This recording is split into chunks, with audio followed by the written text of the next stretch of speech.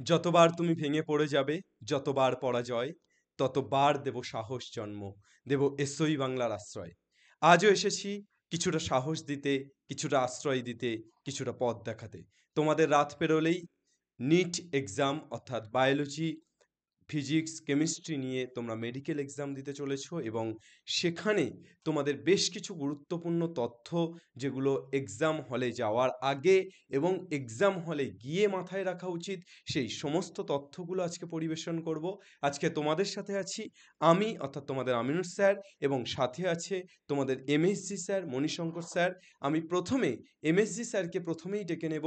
Sir আসবে এবং তোমাদের বায়োলজি, ফিজিক্স, কেমিস্ট্রি কোশ্চেন কিভাবে অ্যাটেন্ড করবে, কিভাবে attend OMR sheet fill up করলে সুবিধা হয়, এক্সাম হলে যাওয়ার আগে কি কি নিয়ে যেতে হবে, রিপোর্টিং টাইম থেকে শুরু করে সমস্ত কিছু, এক্সাম হলের মধ্যে কিভাবে তোমরা মাইন্ডসেট রাখবে, এই সব কিছু নিয়ে স্যারকে আমি বলবো যে স্যার আসুক এবার তোমাদের সামনে পুরো ব্যাপারটা পরিবেশন করুক।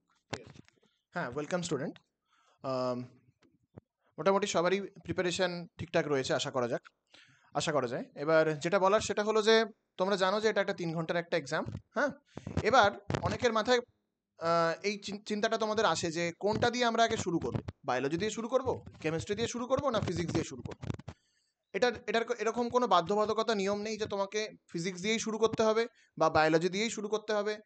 এটা এরকম কিন্তু কোনো সিরিয়ালি এটাকে অ্যাটেন্ড করার কোনো কোথাও কিন্তু ওরা মেনশন করে দেয়নি, বা যদি কেউ করে থাকে সেটা বোকামি হবে। ঠিক আছে, তোমাকে সবার প্রথমে বুঝতে হবে যে তোমার স্ট্রং জায়গাটা কোনটা, তোমার স্ট্রেংথ কোনটা, সেটা দিয়ে তুমি শুরু করো। তোমার যদি বায়োলজির বটানি পার্টে তোমার একটা দক্ষতা রয়েছে, তুমি বটানি পার্ট দিয়ে শুরু করো। তারপর তোমার যদি মনে হয় জুওলজি পার্টটা তোমার স্ট্রং জায়গা, স্ট্রং ফিল্ড, তুমি সেটা দিয়ে শুরু করো। তোমার যদি মনে হয় তুমি ফিজিক্সে অনেকটা স্ট্রং, ফিজিক্স দিয়ে শুরু করো। তোমার যদি মনে হয় কেমিস্ট্রি তোমার স্ট্রং, কেমিস্ট্রি দিয়ে শুরু করো। বুঝে গেল যেটা বললাম? তার মানে ফলো দ্য অর্ডার আমরা করব না, ফলো দ্য সিকোয়েন্স আমরা করব না, যেটা আমার স্ট্রেংথ সেটা দিয়ে আমি স্টার্ট করব। এটা প্রথম পয়েন্ট আমার। 2 নম্বর পয়েন্ট যেটা, সেটা হলো পরীক্ষার, ধরো দুটো থেকে তোমাদের স্টার্ট হচ্ছে পরীক্ষা। তাহলে পরীক্ষার প্রথমের দিকের সময়টা তুমি কি করবে? প্রথমের দিকের সময়টা এমন কিছু কোশ্চেন তুমি পাবে যেটাকে তোমার দেখলে পরেই অ্যান্সার হয়ে যায়। সেই কোশ্চেনগুলোকে তুমি আগে কোশ্চেনের, তোমাদের যে মানে কোশ্চেন যে বুকলেট তোমাদের দেবে অর্থাৎ প্রশ্নপত্র, সেই প্রশ্নপত্রে তুমি টিক মেরে দাও। এই কোশ্চেনটার এই অপশনটা হবে, কোশ্চেনে টিক মারো। কোশ্চেনে টিক মেরে নেওয়ার পর, ঠিক আছে, তুমি ধরো যেটা দিয়ে তুমি স্টার্ট করলে, ধরো তুমি স্টার্ট করলে বটানি পার্ট দিয়ে। তুমি বটানি পার্টে দেখো এরকম কিছু কোশ্চেন থাকবে 45টার মধ্যে। গ্রুপ এ এবং গ্রুপ বি তোমরা জানো, গ্রুপ এ এর সবটাই তোমায় অ্যাটেন্ড করতে হয়, আর গ্রুপ বি এর আউট অফ 15টার মধ্যে 10খানা তোমায় অ্যাটেন্ড করতে হয়, নির্দিষ্ট কোনো সিকোয়েন্স ছাড়াই। তুমি প্রথমটা না করে পরেরটা থেকে শুরু করতে পারো, বা শেষের দিক থেকে 10টা করতে পারো, আবার সব মিলিয়ে মিশিয়ে 10টা করতে পারো। এটা তোমার উপর নির্ভর করবে। তাহলে তুমি আগে দেখলে এরকম যে 45টা কোশ্চেন তোমাদের রয়েছে, সেই 45টা কোশ্চেনের মধ্যে তুমি মানে দেখা মাত্রই কোনগুলো উত্তর করতে পারছো সেগুলো করে নিলে, ওটা হয়ে গেল। তারপরে অন্য পার্টে যাও, যেটা দেখা মাত্র হয়ে গেল, মানে অর্থাৎ তুমি যদি বটানি দিয়ে স্টার্ট করো, তুমি জুওলজি পার্টে চলে যাও, দেখা মাত্রই দেখবে এরকম কিছু কোশ্চেন নেমে যাবে।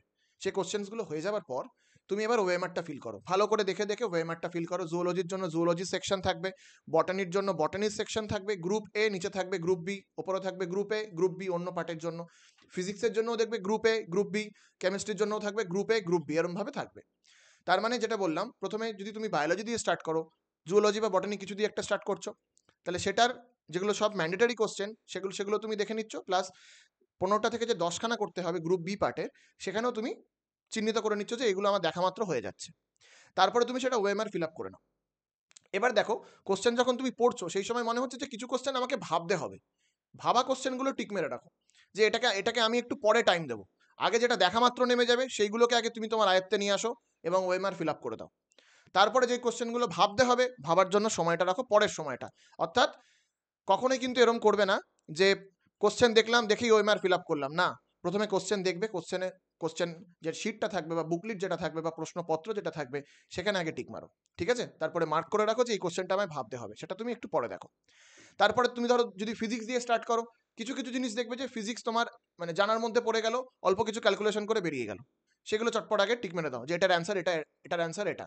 কারণ দেখো, এই যে আমরা যে পরীক্ষাটা দিতে চলেছি, এখানে কিন্তু কোশ্চেনের অ্যান্সারগুলো কিন্তু খুব কাছাকাছি থাকবে, বুঝতে পারছো? কিন্তু সঠিক উত্তর কিন্তু একটাই, বাকি 3টে কিন্তু ভুল। অর্থাৎ আমাদের এইটা মাথায় রাখতে হবে যে যেগুলো ভুল সেগুলোকে আগে বিদায় করো। ঠিক আছে, ধরো তুমি দেখতে পেলে এ 1 2 3 4 এই 4টে অপশনের মধ্যে তুমি দেখেই বুঝতে পারছো 4 নম্বরটা হবে না, তার মানে 4 নম্বরটা তুমি কেটে দাও, বাদ দিয়ে দাও। তার মানে 1 আর 3-এর মধ্যে তোমার যুদ্ধ, এর মধ্যে থেকে তোমায় বেছে নিতে হবে কোনটা সঠিক।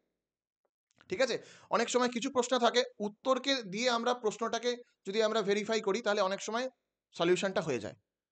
মানে প্রশ্ন দিয়ে আমরা উত্তরে আসবো না, উত্তর দিয়ে অনেক সময় প্রশ্নে যাব, যে এটা এখানে পুট করলে এটা আসছে কিনা, এরকম ভাবেও কিন্তু অনেক সময় সঠিক উত্তর আমরা পেয়ে যেতে পারি। তাহলে যেগুলো তোমার খুব অল্প সময় নেমে যাচ্ছে সেগুলো তুমি কোশ্চেনে টিক মারো এবং উত্তরে টিক মেরে নাও, ওয়েমার ফিল আপ করো। তারপরে যেগুলো তোমার সময় নেবে সেইগুলো তুমি করো। ঠিক আছে, এবার আরেকটা জিনিস বলি, হ্যাঁ পরীক্ষাটা কিন্তু অবশ্যই যে ডেটাটা আমরা একটু পরেই তোমাদের দেখাবো, টোটাল ভারতবর্ষ জুড়ে স্যার কতজন পরীক্ষা দিচ্ছে? 24 লাখ। প্রায় 24 লক্ষ বা তারও বেশি স্টুডেন্ট কিন্তু পরীক্ষা দিচ্ছে। ভাবো 24 লক্ষ স্টুডেন্ট পরীক্ষা দিচ্ছে, এই 24 লক্ষের মধ্যে তুমিও কিন্তু রয়েছো, তোমাকেও কিন্তু তোমার পথটা বেছে নিতে হবে। তাহলে তুমি কি করে এগিয়ে যাবে 24 লক্ষ, তুমি আগের দিকে থাকবে কি করে, তার জন্য তোমার কিন্তু স্ট্র্যাটেজির প্রয়োজন। স্ট্র্যাটেজিটা কি? নেগেটিভ মার্কিং কম করা। এবার ধরো তুমি আবেগের বশে তুমি জানো না এটা আমি পারবো, আন্দাজে একটু মেরে দিত, এরম করে করে কিন্তু আলটিমেটলি তুমি অনেক পিছিয়ে আসবে, অনেক নাম্বার তোমার কিন্তু বাদ চলে যাবে। তার জন্য যেটা বুদ্ধিমানের মতো কাজ করবে, নেগেটিভ মার্কিং যতটা পারবে কম করো। নেগেটিভ মার্কিং যতটা পারবে কম করতে হবে, এটা আমি বারবার বলছি, প্রতিটা ক্লাসে প্রতিটা জায়গায় আমি একই কথাই বলি, যে নেগেটিভ মার্কিং যদি করে ফেলেছো তো মরেছো, কিছু হবে না। ঠিক আছে, অর্থাৎ যেগুলোতে তোমার একদম কনফিডেন্স আছে সেগুলোই অ্যাটেন্ড করো। মানে 720-তে ধরো তুমি দেখতে পাচ্ছ তোমার 400 বা 450 মতো উত্তর তুমি করতে মানে নাম্বার তুমি পেতে পারো, সব সঠিক করেছো, ঠিক আছে ভালো কথা করেছো, কিন্তু আরো করতে গিয়ে পাকামি মেরে তুমি কি করলে, তোমার নাম্বারটা 200-তে কমিয়ে নিয়ে চলে এলে, কোনো চান্সই নেই। ঠিক আছে, কোনো চান্সই আর নেই যদি তুমি 200 নাম্বার পাও। ঠিক আছে, জেনারেলদের জন্য যেটা বলার, 600-র ওপর তো রাখতেই হবে, মোটামুটি 650 ধরে যদি তুমি এগোও সেফ থাকবে, মোটামুটি তাও কোনো একটা জায়গায় পড়তে পারবে। যাদের রিজার্ভেশন আছে তাদের জন্য মোটামুটি ধরে নাও 550। ঠিক আছে, সেফ থাকবে, তুমি একটা ভালো জায়গায় যেতে পারছো বা স্টেট কোটায় তুমি পেয়ে যাবে, এটা একটু দেখো। আর আশা করি এবারও কিন্তু কাট আপ মানে নাম্বার কিন্তু ভালোই উঠবে, অনেকেই কিন্তু 700 অ্যাবভ পাবে। ঠিক আছে, এর আগেরবারও যেরকম হয়েছিল 720 তো পাবেই, এবার 720-তেও 720 অনেকেই, হয়তো অনেকে না পাক, কেউ না কেউ তো পাবেই। ঠিক আছে, তার জন্য কম্পিটিশন কিন্তু খুব টাফ কম্পিটিশন। তার জন্য নেগেটিভ মার্কিং যদি একটা নেগেটিভ মার্কিং করো, মানে বুঝতে পারছো তো, তার মানে 1 মার্কস চলে গেল, প্লাস কোশ্চেনের নাম্বারটাও তুমি পাচ্ছ না। একটা ঠিক করলে যেরকম 4 নাম্বার পাবে, একটা ভুল করলে তোমার 1 নাম্বার করে কেটে যাবে, কেটে গেল তো। এই 1 নাম্বারের মূল্য কিন্তু তোমাকে মানে অনেকটাই দিতে হবে, অনেকটা দূরে তোমার র্যাঙ্ক চলে যাবে, একটা নাম্বারের জন্য কয়েক হাজার তুমি পিছিয়ে যাবে। তার জন্য এক একটা নাম্বারের কিন্তু খুবই গুরুত্বপূর্ণ ভূমিকা রয়েছে আমাদের অন্তত এই কম্পিটিটিভ লেভেলের পরীক্ষাগুলোতে। ঠিক আছে, এবার যেটা বক্তব্য সেটা হলো এইভাবে তোমরা এগো, টাইম ম্যানেজমেন্টটা খুব গুরুত্বপূর্ণ। একটা কোশ্চেনে বেশি টাইম দেবে না, মোটামুটি টার্গেট নাও, প্রতিটা কোশ্চেন যেগুলো দেখেই হয়ে যাচ্ছে সেগুলো তো কয়েক সেকেন্ডে নেমে যাবে, আর যেগুলো দেখে হবে না সেগুলোকে টাইম দাও 1 মিনিট থেকে 1.5 মিনিট, এর বেশি কিন্তু নয়। ঠিক আছে, তাহলে যদি আমাদের 90খানা কোশ্চেন অ্যাটেন্ড করতে হচ্ছে, তাহলে 90 মিনিট মানে কতক্ষণ হচ্ছে, 90 মিনিট মানে হচ্ছে আমাদের 1.5 ঘন্টা। ঠিক আছে, 60 মিনিট 60 প্লাস 30 মানে আমাদের 1.5 ঘন্টা হচ্ছে, পরীক্ষাটা তোমার 3 ঘন্টা। ঠিক আছে, তার মানে 1 মিনিট থেকে 1.5 মিনিটের বেশি আমাদের কোনো কোশ্চেনে সময় দেওয়া যাবে না। এইভাবে কিন্তু আমাদের এগোতে হবে, তাহলে কিন্তু একটা ভালো জায়গায় তোমরা পৌঁছাতে পারবে। এবার কিছু ইনস্ট্রাকশন তোমাদের মাথায় অনেকেরই মানে তোমরা এটা তোমরা অ্যাওয়্যার যে অলরেডি তোমাদের অ্যাডমিট কার্ডে দেখবে কিছু ইনস্ট্রাকশন দেওয়া রয়েছে, সেই ইনস্ট্রাকশনগুলো খুব ভালো করে ফলো করে নাও। আমি এখানে জিস্ট করে ছোট করে একটু দেখিয়ে দেবো যে জায়গাগুলো, যেমন দেখো তোমাদের একটা ফটো লাগাতে হচ্ছে, ফটো লাগিয়ে ফটোর বাঁ দিকে সাইন করতে হবে, ইনভিজিলেটর ডান দিকে সাইন করবে, এটা একটু মাথায় রাখবে, একটা বড় 4x6 একটা ছবি লাগাতে হবে, ইনস্ট্রাকশনে বলে দেওয়া আছে দেখো, সেটা তোমাদের করতে হবে। একটা পাসপোর্ট সাইজের ছবি এক্সট্রা তোমাদের ক্যারি করতে বলছে, যেটা তুমি অলরেডি ফর্ম ফিল আপের সময় ব্যবহার করেছিলে, সেটা লাগবে। তারপর যেটা বলছে যে আচ্ছা ঠিক আছে, তুমি আমি ইনস্ট্রাকশনগুলো একটু আরেকবার তোমাদের দেখিয়ে দিই, আরেকটা একটু বলে দিই যে তোমাদের রিপোর্টিং টাইম কিন্তু তোমাদের ধরে নাও একটা, পরীক্ষা শুরু হবে 2টো থেকে, কিন্তু তোমাদের পৌঁছে দিতে হবে 1 থেকে 1.5 ঘন্টা আগে, তোমায় পৌঁছে দিতে হবে। রিপোর্টিং টাইম একটা ধরে নাও, 1:10 যেহেতু বলছে, মোটামুটি ধরে নাও একটার আগেই তোমরা সেখানে পৌঁছে যাচ্ছ, 12:30টার মধ্যে চলে যাও সেন্টারে। ঠিক আছে, যাদের যাদের একটু দূরে সেন্টার পড়েছে তাদের তো অনেক হাতে সময় নিয়ে বেরোতে হবে। হুম, তাহলে চলো একটু দেখে নিই আমরা ইনস্ট্রাকশনসগুলো যদি চটপট একটু ফলো করে নিই।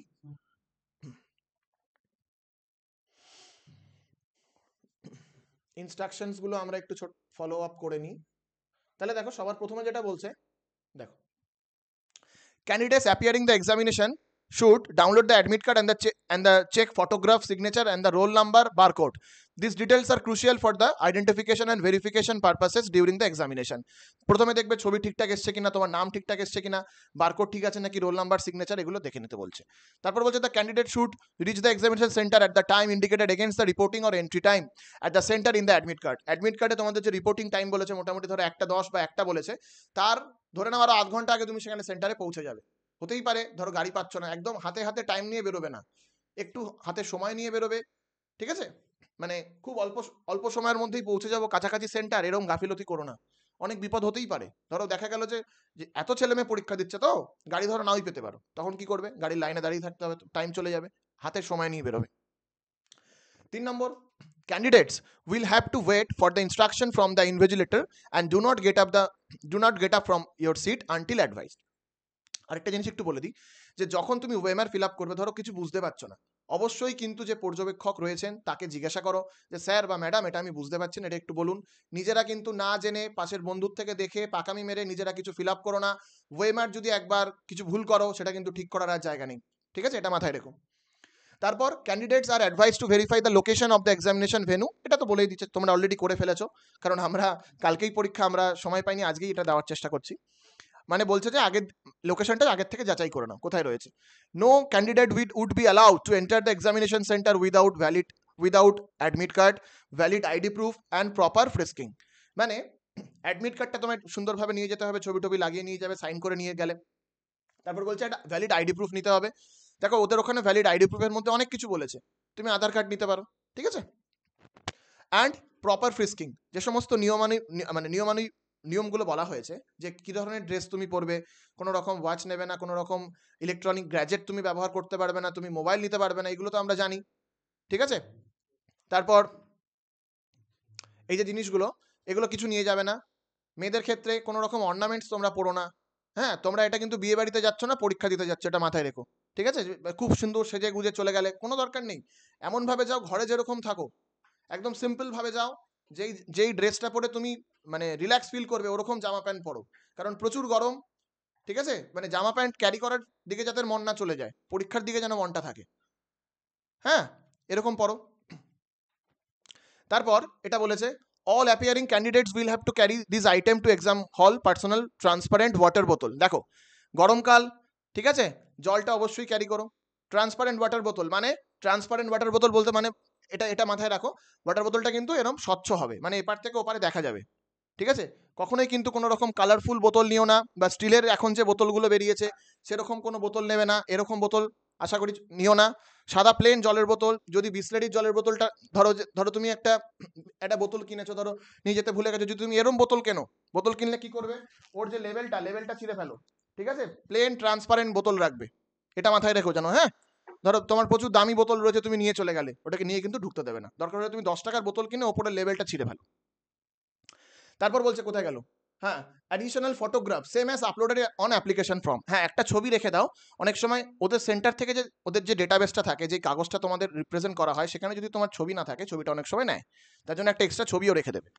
আর বলছে admit card along with self declaration having post card size photograph. Post card size যেটা বলছিলাম, যেটা ছবি চেপকাবে, ছবির বাঁ দিক দিয়ে সাইন করবে, এমনভাবে সাইন করবে কাগজ থেকে তোমার নাম লেখাটা স্টার্ট হবে, এবং তোমার মানে তোমার যে সাইনটা সেটা তোমার ছবিটাকেও স্পর্শ করবে, ছবির ভেতরে ঢুকবে। Candidate must carry valid ID proof, preferably Aadhaar card. এটা যেহেতু একটা আমাদের সারা ভারতবর্ষ জুড়ে একটি পরীক্ষা, এখানে কিন্তু আধার কার্ডটাই প্রেফারেবল হবে, আধার কার্ডটাই ভ্যালিড হিসাবে গণ্য হবে, বেটার আধার কার্ড। বা বলেছে কি আধার, এই জিনিসগুলো বলেছে, and ration card etcetera etcetera. তারপর বলছে candidates are not allowed to carry any personal belongings, যেটা বলছিলাম যে মোবাইল ফোন, এগুলো জানি কোনো পরীক্ষা দিতে গেলে এগুলো আমরা ব্যবহার করতে পারি না, ওকে? সেই জিনিসগুলো নেবো না। কোনো অর্নামেন্টস তোমরা ব্যবহার করো না, বারবার বলছি, কিন্তু অর্নামেন্টসও কিন্তু অনেক সময় অনেক সেন্টারে খুলতে বলবে। আর যেটা বলছে যে on completion of the test the candidate must hand over the OMR sheet, both original and the office copy, and take away only the test booklet with them। তোমরা মানে এটা যেটা ইনস্ট্রাকশন সেটা হলো তোমরা যার যার মধ্যে গোল গোল করছো সেটা ওরা নিয়ে নেবে, গোল গোলের তলায় দেখবে একটা অফিস কপি থাকে, সেটাও ওর তলায় ছাপ পড়ে, সেটাও ওরা কিন্তু কালেক্ট করবে। অ্যাজ ওয়েল অ্যাজ যেটা হবে যে শুধুমাত্র তোমাকে টেস্ট বুকলেট ক্যারি করতে দেবে, অর্থাৎ প্রশ্নপত্র তুমি বাড়ি আনতে পারবে, ঠিক আছে। আর লাস্ট যেটা বলছে, candidates will not get any kind of break during the first 1 hour after beginning of the exam and the last and half hour of the exam. তার মানে এদের মাঝখানে কিন্তু কোনো রকম ব্রেকের ব্যাপার নেই। যেইতে তোমরা একটা মাঝখানে ব্রেক পাও, যে অঙ্ক পরীক্ষা হওয়ার পর ব্রেক দিয়ে ফিজিক্স কেমিস্ট্রি হয়, এখানে কিন্তু কোনো রকম ব্রেকের ব্যাপার নেই। 1 ঘন্টা বা 1.5 ঘন্টা, আধ ঘন্টার কোনো ব্রেক নেই। এক টানা চলবে 3 ঘন্টা পরীক্ষা, কারণ এখানে বায়োলজি আছে, ঠিক আছে। তাহলে আমি তোমার যে জায়গাটা স্ট্রং জায়গা সেটা দিয়ে তুমি স্টার্ট করো, যে জায়গাটা তোমার মনে হচ্ছে যে সময় লাগবে সেটা পরে রাখতে পারো। এটা তোমরা ঠিক করে নেবে যে তোমার কোনটা দিয়ে শুরু করলে তোমার মধ্যে কনফিডেন্স থাকবে। আর প্রথমে একটা জিনিস বলি, যারা কোশ্চেন সেটার তারা এরমভাবেই কোশ্চেনটা সেট করবে যে প্রথমের দিকে এমন কিছু কোশ্চেন রাখবে তোমার মনোবলটা ভেঙে দেওয়ার জন্য। তুমি যদি মনে করো প্রথমের কোশ্চেনটা পাচ্ছি না, সব পারবো কেন, সব কেউই পারে না, ঠিক আছে, তুমি সেটা স্কিপ করো, পরেরটায় যাও, পরেরটা দিয়ে শুরু করো, যেটা তোমার আয়ত্তে আছে। আমি বারবার বলছি, যেটা তোমার আয়ত্তে আছে সেই সাবজেক্টটা ধরো, এবং যেই কোশ্চেনগুলো সবচেয়ে সোজা মনে হচ্ছে, দেখেই উত্তর হচ্ছে, সেগুলো নিয়ে প্রথমে আগে অ্যান্সার করে নেবে, তারপরে যেগুলোতে তোমার টাইম লাগবে সেগুলো তোমরা ধরো। বোঝা গেল? ঠিক আছে, তাহলে মোটামুটি এটুকুই রয়েছে আমাদের। এবার আমি স্যারকে দিয়ে দিচ্ছি, স্যার আসুন।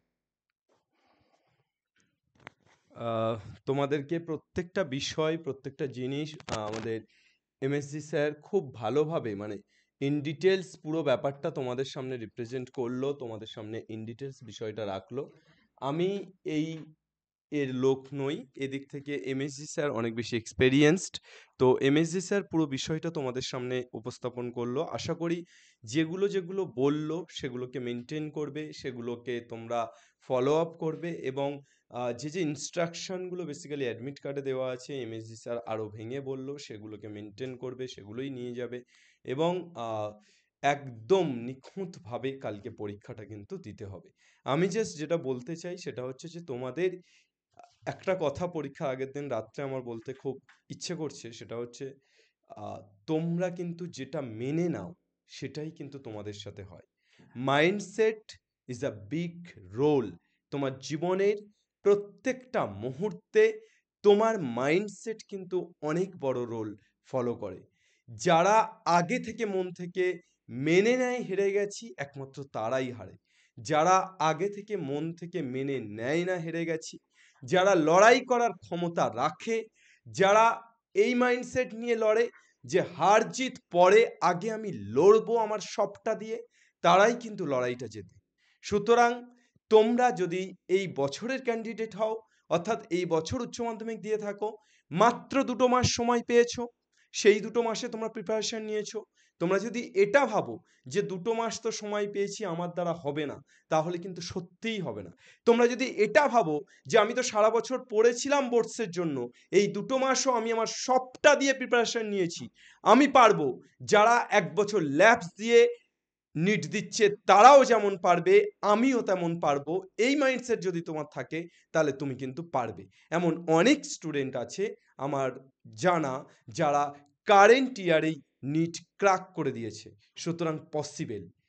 এই প্রত্যেকটা জিনিস কিন্তু তোমার মাইন্ডসেট দ্বারাই সম্ভব, তোমার পজিটিভ মাইন্ডসেট দ্বারা সম্ভব। তুমি যদি পজিটিভ থাকতে পারো হলের মধ্যে, তাহলে অবশ্যই তুমি এই জায়গাটা অ্যাচিভ করতে পারো। হলের মধ্যে কোশ্চেন দেখে কোনো রকম কোনো ঘাবড়ানোর দরকার নেই। কোশ্চেন যেমনই হোক, ভালো কিংবা খারাপ, জাস্টিফাই করার দরকার নেই।